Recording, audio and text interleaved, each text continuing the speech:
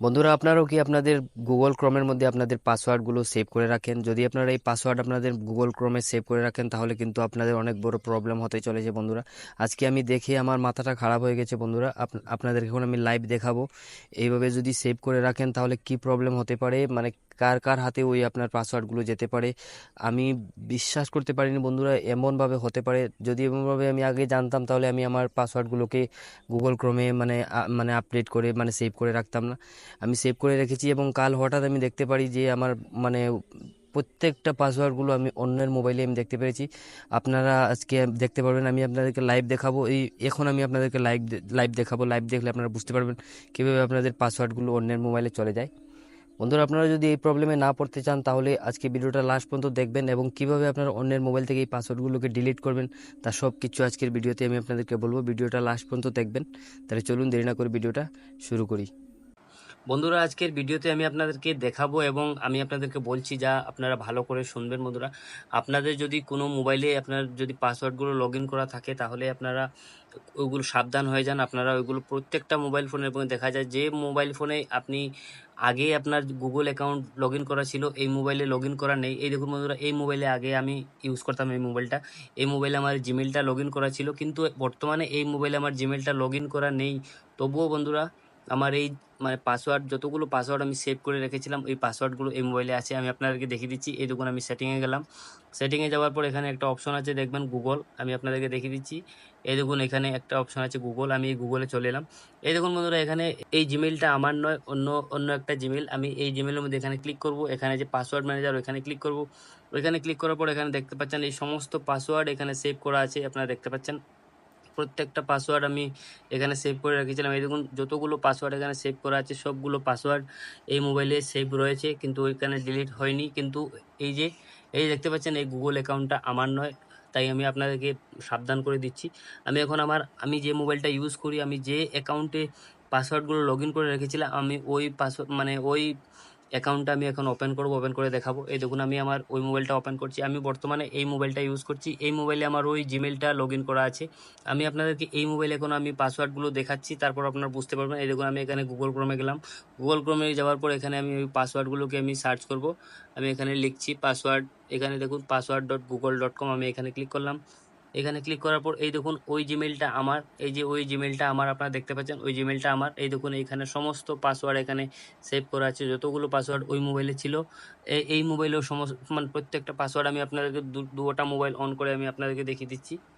এই দেখুন, আপনাদের সামনে আমি দুটো মোবাইল এখানে অন করছি। এই দেখুন, এই মোবাইলও পাসওয়ার্ড প্রত্যেকটা পাসওয়ার্ড দেখা যাচ্ছে। এই মোবাইলও প্রত্যেকটা পাসওয়ার্ড এখানে আছে, আপনারা দেখতে পাচ্ছেন।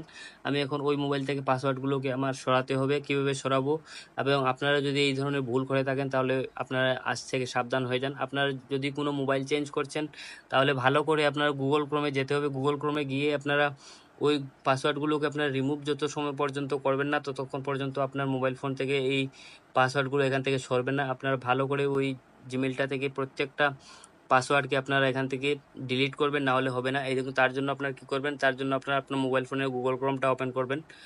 আপনার মোবাইল ফোনে গুগল ক্রোমটা ওপেন করবেন। গুগল ক্রোমটা ওপেন করার পর এখানে যে থ্রি ডটস হচ্ছে, থ্রি ডটে ক্লিক করবেন। ক্লিক করে এখানে হিস্ট্রি আছে, হিস্ট্রিতে ক্লিক করবেন। হিস্ট্রিতে ক্লিক করার পর এইভাবে শো হবে। তারপর উপরে দেখুন একটা অপশন শো হচ্ছে ডিলেট ব্রাউজিং ডাটা, ওইখানে ক্লিক করবেন। ওইখানে ক্লিক করার পরে দেখুন এখানে কিছুটা এখানে সেভ করা আছে। আপনারা নিচে ওইগুলো সবগুলোকে ডিলিট করবেন। এই দেখুন অটোফিল ডাটা, তারপরে এখানে সেভ পাসওয়ার্ড। এই দেখুন এখানে অনেকগুলো 94 পাসওয়ার্ড সেভ করা আছে বন্ধুরা। এইভাবে আপনারা প্রত্যেকটাকে এবার টিক মার্ক দিয়ে দেবেন। তারপরে এখানে দেখুন ডিলিট ডাটা, এখানে ডিলিট ডাটাতে ক্লিক করবেন। তারপর এখানে ডিলিট ডাটাতে ক্লিক করে দেবেন। এই দেখুন, এইভাবে ক্লিক করে দেওয়ার পর দেখবেন মোবাইল ফোন থেকে সমস্ত ডাটা এখান থেকে ডিলিট হবে। আমি ওই ফোনটা রিস্টার্ট করে দিয়েছিলাম, তবুও আমার এই ফোনটা থেকে এই ডাটাগুলো ডিলিট হয়নি। এই দেখুন, আমি এখানে ক্লিক করে এখানে ডাটাগুলো আমি ডিলিট করে দিলাম। এখন দেখবেন আর ওই মোবাইলে আর এই ডাটাগুলো দেখা যাবে না। আমি সেটিংয়ে যাচ্ছি। সেটিংয়ে যাওয়ার পর আমি এখানে গুগলে যাব।